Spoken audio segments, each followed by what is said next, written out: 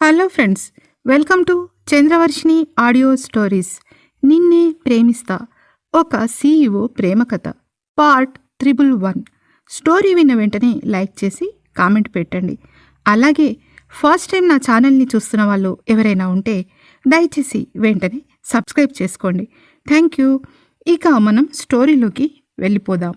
వాళ్ళు ఇద్దరు కళ్ళు మూసుకొని ఒకరి కౌగిల్లో ఒకరు ఉన్న స్వప్నిక గుండెల్లో ఉన్న తుఫాన్ మాత్రం వీజే లోపల మంటలు రేపుతున్నాయి. అతని మైండ్లో ఇప్పుడు స్వప్నికను ఏడిపించిన సిచ్యువేషన్కి రీజన్ కనుక్కోవాలనే కసి తపన మొదలవుతుంది. తర్వాత ఏమైందో ఇప్పుడు చూద్దాం. ఆమెను తీసుకొచ్చి హాల్లో కూర్చోబెట్టిన వీజే, చూడు స్వీట్ హార్ట్, నువ్వు ఇవేవి ఆలోచించకు. ఇప్పుడే నీకు మంచి కాఫీ తీసుకొస్తాను. ఈరోజు ఆఫీస్కి నాతో నువ్వు రావాల్సిన అవసరం లేదు.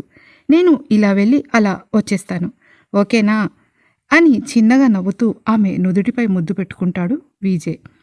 ఆ మాటలు విన్న స్వప్నిక, ఓకే విజయ్, నువ్వు వెళ్ళి వచ్చాయి, నేను కొద్దిసేపు రెస్ట్ తీసుకుంటాను. నువ్వు అన్నట్టుగా అక్క తర్వాత నాన్నతో నేను ఈరోజు స్పెండ్ చేస్తాను. నువ్వు వచ్చేసరికి నేను రెడీగా ఉంటాను. మన ఇంటికి వెళ్ళిపోదాం. అత్తయ్య హాస్పిటల్ నుంచి డిశ్చార్జ్ అయ్యాక నేను ఇప్పటి వరకు రాలేదు, తనని చూడలేదు కూడా అని అంటుంది స్వప్నిక. కాఫీ తీసుకురావడానికి కిందికి వెళ్తున్న విజయ్, అమ్మయ్యా, ఇప్పుడు ఇది లైన్లోకి వచ్చింది, లేకపోతే ఆఫీస్కి వద్దన్నందుకు నన్ను యక్ష ప్రశ్నలు వేసి చంపేసేది. దీన్ని ఇంట్లో ఉంచి ఆఫీస్కి వెళ్ళిన తర్వాత అసలు నా పెళ్ళాన్ని ఏడిపించిన ఆ రాస్కల్ ఎవరో వాళ్ళ సంగతి తేల్చాలి అని మనసులో అనుకుంటాడు. కిందికి వెళ్తున్న విజయ్ని చూస్తున్న స్వప్నిక, అమ్మయ్యా, విజయ్ ఇంత ఈజీగా నన్ను ఆఫీస్కి వద్దని అంటాడని ఊహించలేదు. లేకపోతే ఏడ్చినందుకు సిఐడిలా ఈ రోజంతా నన్ను గమనిస్తూనే ఉంటాడు. ఇదే మంచి టైం. విజయ్ వెళ్ళిపోయాక ఇప్పుడు వెళ్ళి ఆ భువనేష్ గడి అంతు తేల్చాలి అని తన మనసులో అనుకుంటుంది. ఇద్దరు ఎవరి ఆలోచనలు వాళ్లకు ఉన్నా ఒకే దాని గురించి మనసులో అనుకుంటున్నారు. కిందికి కాఫీ కోసం వెళ్ళిన విజయ్ని చూసిన జ్యోతిక, ఏంటి విజయ్, నువ్వు ఒక్కడివే వచ్చావేంటి, చెల్లి రాలేదా అని అనుమానంగా అడుగుతుంది. రాలేదు వదినా, ఈ మధ్య వరుసగా జరుగుతున్న ఇన్సిడెంట్ వల్ల తను కొంచెం స్ట్రెస్కి గురవుతుంది. మళ్ళీ అమ్మ హాస్పిటల్ నుండి డిశ్చార్జ్ అయ్యాక నేను స్వప్ని ఆమెను మీట్ అవ్వలేదు కదా, అందుకని ఈరోజు సాయంత్రం మ్యాన్షన్కి వెళ్దామనుకుంటున్నాం. తను మీతో మామయ్యతో ఈరోజు టైం స్పెండ్ చేస్తుంది అని అంటాడు విజయ్.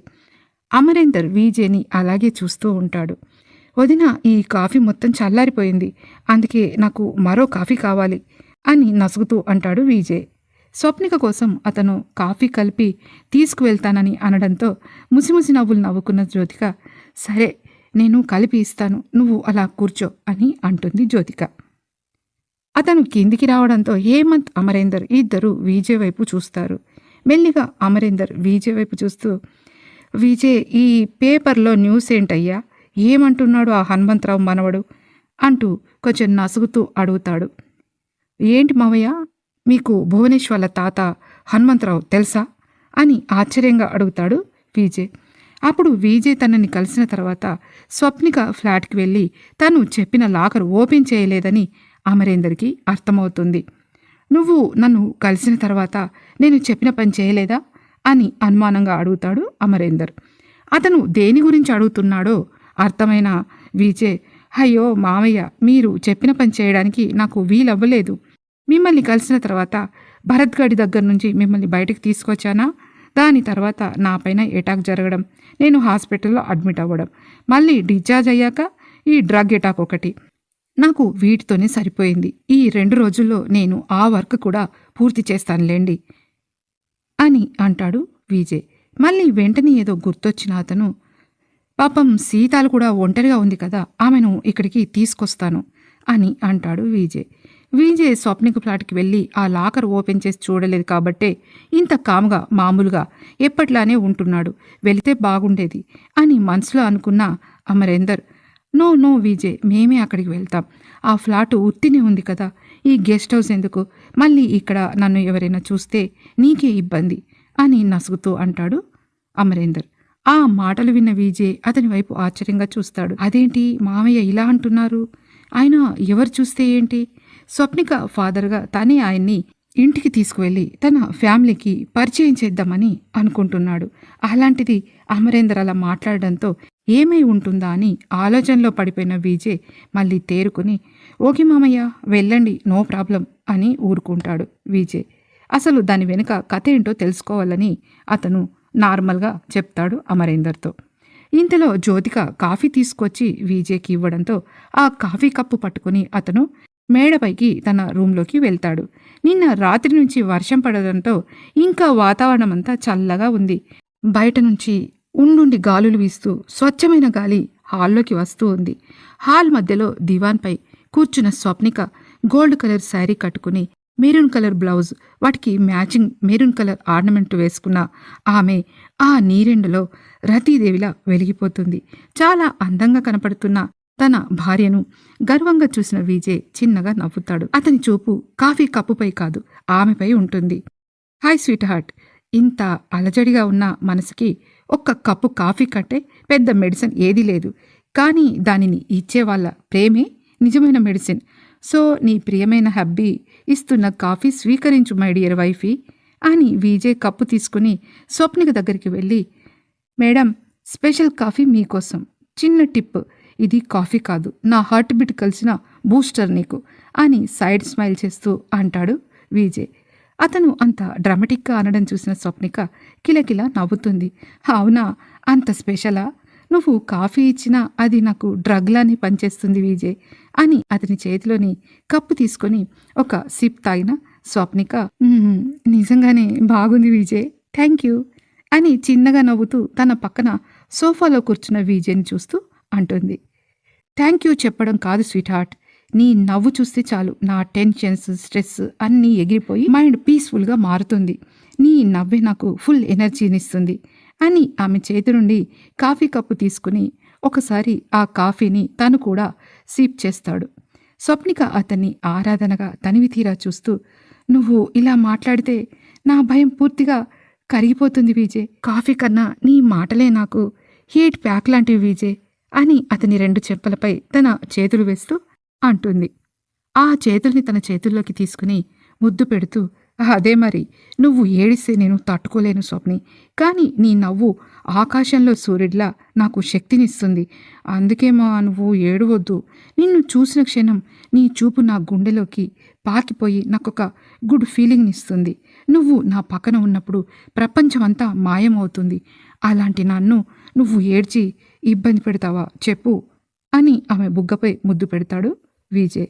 తను కొంచెం కాఫీ సిప్ చేసి ఆ కప్పు ఆమె చేతికి ఇస్తూ, నీ పెదవుల తీయదనం ఈ చేతిలోని కాఫీకి చేరిందేమో.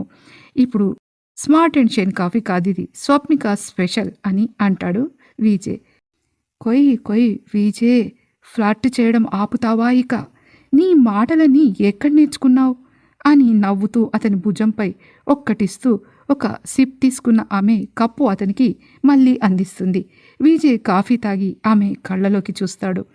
రామ నిజాలు చెప్తే ఫ్లర్ట్ చేశానంటావు, చెప్పకపోతే నిన్ను అసలు పట్టించుకోవడం లేదంటావు అని కాఫీ కొంచెం తాగి, నే చెప్పానా లేదా, ఈ కాఫీకి తీపి షుగర్తో కాదు, నీ పెదవులు తాకాయిగా అందుకు అని ఐవిక్ చేస్తాడు విజయ్ తన పక్కనుంటే ఆమెకు ఎక్కడలేని ధైర్యం ఉంటుంది.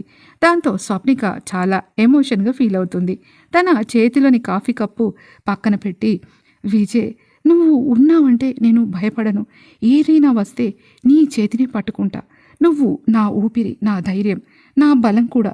నీకు నచ్చని పని చేస్తే నన్ను తిట్టు కొట్టు, కానీ నన్ను మాత్రం ఒంటరిదాన్ని చేయకు ప్లీజ్ అని అతని భుజంపై ఒరిగిపోతుంది స్వప్నిక. అంతే, ఆమె వైపు తిరిగి ఆమెను గట్టిగా హగ్ చేసుకుంటాడు విజయ్. నీ చేతి స్పర్శతో ఈ హృదయం నిండిపోతుంది స్వీట్ హార్ట్. అప్పుడే నాకు ఈ ప్రపంచం మీద గెలవాలన్న ఉత్సాహం వస్తుంది. బట్ నేను ఓడిపోకుండా ఉండాలంటే ఎన్ని అవాంతరాలు వచ్చినా నువ్వు నా పక్కనే ఉండాలి. అదే ధైర్యం నన్ను మళ్ళీ బ్రతికిస్తుంది కూడా అని ఆమె మెడవంపులో చేరిపోతూ అంటాడు విజయ్. ఎందుకో విజయ్ ఆ మాటలు చెప్తుంటే అది స్వప్నికకు అతను ఇండైరెక్ట్గా హింట్ ఇస్తున్నట్టు అనిపిస్తుంది. అంటే తను దేనికో భయపడుతున్నట్టుగా విజయ్ కనిపెట్టేశాడా? ఏదైనా తప్పుడు నిర్ణయాన్ని తీసుకోవద్దని ఇలా నాకు ఇండైరెక్ట్గా చెప్తున్నాడా అని మనసులో అనుకున్న స్వప్నిక భువనేష్ని కలవడానికి వెళ్లే విషయంలో డైలమాలో పడిపోతుంది. ఇక ఆఫీస్కి వచ్చిన విజయ్ తన మెయిల్స్ అన్నిటినీ చెక్ చేస్తుంటాడు. ఇంతలో మానిటర్లో చూసిన విజయ్కి సంతానం రావడం కనపడుతుంది. వెంటనే అతన్ని లోపలికి పంపించమని రిసెప్షన్కి ఫోన్ చేసి చెప్తాడు. లోపలికి వచ్చిన సంతానం, గుడ్ మార్నింగ్ బాస్, మీరు చెప్పిన డేటా మొత్తం ఇందులో ఉంది.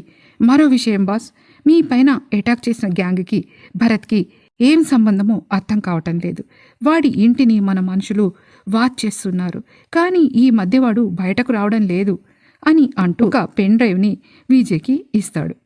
దానికి ఒక సెకండ్ థింక్ చేసిన విజయ్, వాడు కామ్గా ఉన్నాడంటే ఏదో స్కెచ్ వేస్తున్నట్టే సంతానం, బీ కేర్ఫుల్. ఇంకొక విషయం, ఆ పటేల్ గాడు ఎక్కడికి బిచానా ఎత్తేశాడో త్వరగా కనుక్కో. అమ్యూజ్మెంట్ పార్క్ దగ్గర వాళ్ళు మాట్లాడుకున్న డీల్ని మనం డిస్ట్రాయ్ చేసి ఈసారి ఖచ్చితంగా ఆ డెనీల్ గాని పట్టుకొని తీరాలి అని అంటాడు విజయ్. ఓకే బాస్ అని అక్కడి నుండి వెళ్ళిపోతాడు సంతానం. తన ల్యాప్టాప్ని ఓపెన్ చేసిన విజయ్ పెన్ డ్రైవ్ని కనెక్ట్ చేస్తాడు. అందులో Bhuvanesh phone calls data open చేసి చూస్తాడు. సరిగ్గా అందులో మార్నింగ్ స్వప్నికతో మాట్లాడిన మాటలు వినిపిస్తాయి. ఒక్కొక్క మాట వింటూ ఉంటే విజయ్ రక్తం మరిగిపోతుంది. స్వప్నిక తనని ఎప్పుడూ ఇష్టపడ్డానని చెప్పడం విని ఆశ్చర్యపోతాడు. ఇక లాస్ట్ అండ్ ఫైనల్గా స్వప్నికను తన దగ్గరికి రమ్మంటూ అన్న భువనేష్ మాటలు విన్న విజయ్ పూర్తిగా క్రాక్ అయిపోతాడు. ఇక్కడ భువనేష్ బుసలు కొడుతూ మరో పెగ్ ఫిక్స్ చేసుకుంటాడు. పక్కనే ఉన్న కేశవరావు అతని వైపు భయంగా చూస్తాడు. ఒరే అల్లుడు, నువ్విప్పుడు ఏం చేశావురా? మళ్ళీ ఆ స్వప్నికకు ఫోన్ చేసి నువ్వు చేసిన నిర్వాకమంతా చెప్పావు. ఎందుకురా ఆ విజయగాడితో బాజా మోగించుకోవడం మనకు అవసరమా? ఇప్పుడు నిన్న వాడు చూపించిన సినిమా సరిపోలేదా అని కంగారుగా అడుగుతాడు కేశవరావు. మామా, ఆ స్వప్నిక చాలా సెన్సిటివ్. దానివల్లే విజయగాడు ఇలాంటివన్నీ ఎదుర్కొంటున్నాడని, వాడి కంపెనీకి ఏదన్నా అయితే తట్టుకోలేక చెప్పిన పని ఖచ్చితంగా చేస్తుంది. డెడికేటెడ్ ఎంప్లాయ్ కదా, అది ఖచ్చితంగా నా కోసం వస్తుంది. World famous most wanted personality handsome Hulk అని వాణ్ణి తెగ మోస్తున్నారంతా. ఇప్పుడు వాడి పెళ్ళాం వాణ్ణి కాదని నా కోసం వస్తుంది. ఇక ఆ కిక్కే వేరు మావా. ప్రేమించిన నేనే ఆ స్వప్నిక దూరమైందని ఈగోతో తట్టుకోలేక చస్తున్నాను. అలాంటిది తను ఇష్టపడి మరీ పెళ్లి చేసుకున్న పెళ్ళాం కొన్ని రోజుల్లోనే ఆ విజయగాన్ని కాదని నా దగ్గరికి వస్తే వాడికున్న ఇమేజ్, రెప్యుటేషన్ మొత్తం స్మాష్ అయిపోతుంది. అందుకే ఈ ప్లాన్ వేశాను.